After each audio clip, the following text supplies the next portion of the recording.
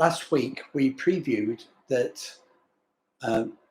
in the big scheme of things, what was going on in Azerbaijan for them to be allowed to effectively create 100,000 asylum seekers, leaving the enclave of Nagorno-Karabakh to go into Albania. And the distinction that we identified is Azerbaijan, the core religion is Shia Muslim, the same as Iran, whereas the Armenians are Orthodox Christians. And the protector, the human international guarantor of that peace was Russia, and yet they said nothing to this change of circumstance. So it seems a bit of a coincidence then that the following week we get our friends in Hamas, the same Shia type of Muslims, supported openly straight away by Iran, starting a bit of a fight with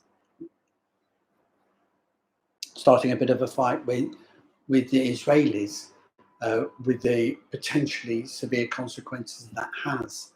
And it shows how we must be careful about where we're living and working abroad, and that you must be aware of the circumstances in which you live. Politics change, political situations change for everybody, and it can be quite an interesting challenge for expats when their circumstances might change when they're living and working abroad. So the situation, if you're an expat in Israel now, is that flights will stop and you're in a potential war zone. It's not that the whole country is not necessarily safe.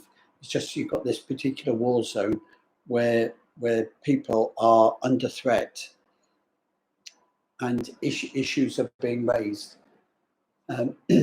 So there is this potential alliance in a reorganization of the world,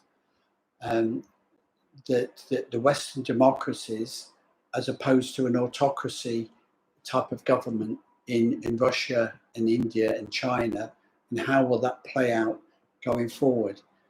So obviously we've got this situation where in Israel now, the potential of an escalation between Israel and Iran could lead to an excuse for the Russians to escalate their situation around that. We said last week that Azerbaijan is a country that's beginning to surround and protect Ukraine, but it also creates a buffer and a protection zone between Russia and China and Iran, with Kazakhstan, Georgia, Armenia and Azerbaijan all having significant international interference from Russia or another state. And now that's involving Lebanon and the Gaza Strip being involved in that as well. So it's interesting to see how that will go, and we need to take care of that in the weeks ahead, to how you plan that you're going to be living and working abroad. What you will see, what we have seen as well in the last couple of weeks, is a couple of other significant changes coming up in the Middle East. We've seen that an OPEC conference with the Saudi oil minister raising the price of Saudi oil the week before the Gaza Strip event, and the troubles broke out there. Now, they announced that with Russia, and at the same time, they're also trying, under their new leadership, to create a new arrangement between Saudi and Israel and America to have like a more peaceful coexistence along the lines that you would have with Egypt and Israel. So Egypt have got a border with Israel, They did an agreement many years ago, as does the Gaza Strip border on Egypt, but the rest of it borders on Israel. So under the new Saudi crown prince, they're trying to get better relations around the world and have that influential way of being. But part of OPEC's investment in their future, part of Saudi's investment in their future, needs a revenue from oil. And by increasing the price, it enables them to have more money to invest in creating jobs and opportunities in Saudi Arabia, in the same way that you can go to Qatar, UAE or Dubai and enjoy a different type of environment. And there's many expats and overseas businesses based in the low tax Middle East environment now to enjoy that benefit. And Saudi is getting on that bandwagon, for want of a better word, creating Neon City on the Red Sea coast as a way of building up their potential economic sustainability post oil. And the revenue from the oil price can do that. And so OPEC, Saudi and Russia, two of the biggest oil producers in the world, raising the prices to try and make their mark around the world. And you would have thought that'd be all very well, but all is not always a bed of roses. There's an interesting situation that goes on in the Middle East. If you look at sporting rights around the world, there's a TV organisation that you may or may not have seen called Bein TV, BIEN, or Benin, or whatever you want to pronounce it. But this is Qatari based. So the Qatari small emirate in the Saudi Arabian Peninsula has this satellite TV business, has the right to promote and show live sports coverage around the world. And many countries have benefits from these feeds to allow them to do that. And you thought that'd be absolutely wonderful. But what's the situation for expats in Saudi Arabia? Are you able to watch Premier League or other major global sporting events? Well, yes, you are. But you can't register and log into Bein TV from Qatar because of a long-standing dispute between Saudi and Qatar, where effectively the state of Saudi Arabia blocks the Benin feed, but then steals it and makes it available to people in Saudi Arabia illegally.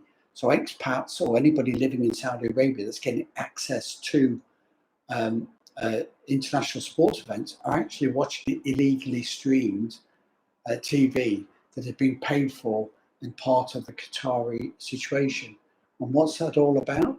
It's about Saudi Arabia being the top dog, and with the new crown prince asserting his personality to be the top dog in the Middle East, it could create quite an interesting scenario for expats living and working abroad. So you need to make that assessment.